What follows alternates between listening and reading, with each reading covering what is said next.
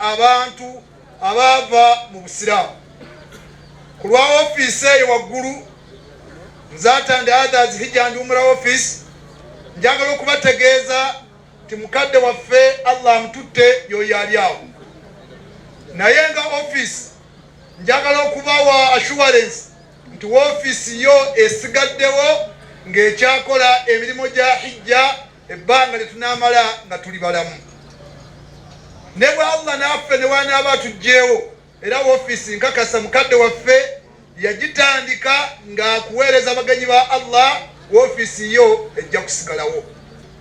Omusajja omwo omuwarabu yali mu bantu nga tebamutegeera bulungi ng'akola ebintu naye ng'abantu abamu bagimunguza nga bwe twogera olwaleero. Yali asemberedde okufa yayogera ebigambo bino yagamba nti sayadhkuruni qawmi idha jadda jidduhum wa fi laylatin dhalma'u yaftakidu albadr. Yagamba nti abantu bange bagenda kunzijukira idha jadda jidduhum awo wonna we banaafunira obuzibu. N'agamba nti wa fi laylatin dhalma bagenda yakijja kuwekitiibwa Nabi Muhammad mwabadde bamulabira mu distance ng'oga nti omusajja oyo muzibu naye nga bw'omusemberera togenda kusanga muntu amanyi mukwano nga Sheikh Mzata. Ye muntu abadde amanyi omukwano nga n'okuyombera aguyombera era abadde alina ekigambo ekigamba nti olaba nkyakugambako ng'omanya nti nkwagala ye ng'omukwano gw'aguyombera. Abantu abasinga twagala nnyo ng'olina mukwano gwo bw'okola ensobi n'agamba nti eyo kituufu ne Sheikh ensobi abadde agamba nti nsobi n'ekirungi n'akuwa ttiiki. Tusaba Allah amusasule musira.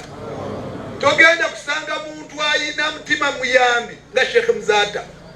Sheikh owuwo obadde oyinza okugamba nti ssomero n'omubuuza nti bano wabajja wanaga nti basiraamu bange abamu ne bamusobya n'omusobya naye ate n'aguma nabo nga bamusobya naye n'aguma nabo. Tewali muntu agenda kuba na mukwano nga Sheikh Mzata bw'abadde. Tusaba Allah jalla jalaaluhu omutima gwogwo omulungi awo mujeneza waali n'obulamu bwagendamu Allah jalla jalaaluhu abumwanguyirize. Abasiraamu ba Uganda musirikanga ne mufumiitiriza Sheikh Mzata yaani abadde ani mu Busiraamu. Ekyeru abadde akiyita kyeru, ekimyufu ng'akiyita kyeru. Ye yagamba nti sijja kusirika Obusiraamu nga bunyinyirwawo. Tandise tetugenda kukulyaza amaanya. Amazima wageetagisa okubeera nga googera tujja googera. Obusiraamu bwe bwetaaga okubeera nga bulwanirirwa tugenda bulwanirira. Salaamu alaikum wa rahmatullahi wa barakatuh. Inna lillahi wa inna ilaihi raji'un. Assalamu alaikum wa rahmatullahi wa barakatuh. Bakadde bange mwenna abali wano, bakungubazi bannaffe mwenna, nga tusiibula empologoma y'Obusiraamu kyeno Mzata batte, twongera okulaajanira Allah subhanahu wa ta'ala seeka amusaasire byonna ebyamuyitako, amusonyiwe byonna seeka ebyamuyitako, azitoye emirimu gye gyonna gyakolera Obusiraamu agizitoye ku mizaani ennene. Basebo ne bannyabo seeka Mzata abadde abagamba nti yewe bwayise wekawo empewa. Basebo ne bannyabo okusooka okukulisaayo bonna be tubadde n'ab'ekibuli ate era ne mutindigga olugendo luno ne mujja muteekateeka bweti. Nsaba basebo ne bannyabo abakulembeze ab'enjawulo abali wano abava mu kawempe ku mitendera egy'enjawulo musituke mwenna mutole salaamu eyawamu. Obeera ng'oli mukulembeze oba weyagaliza obukulembeze olw'okuba nti akadde katono situka mutole salaamu eyawamu muteekateeka bwetyo.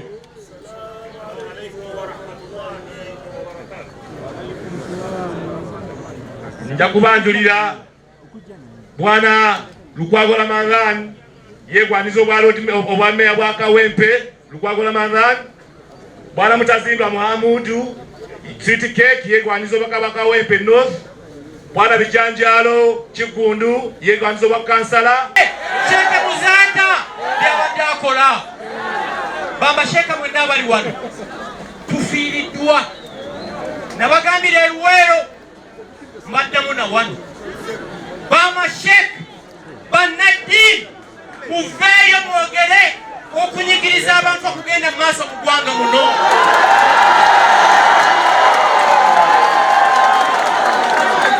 Banaddiini abali wano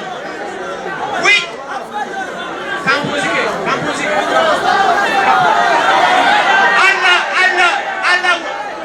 Allah umuze muganda wange Sheke Muzata mirembe akazindalo baketaaga.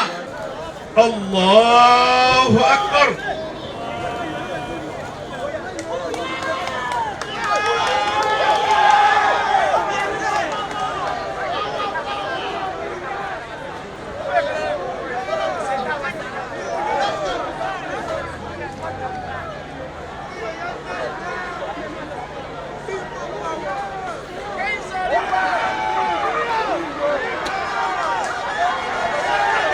Allahu Akbar.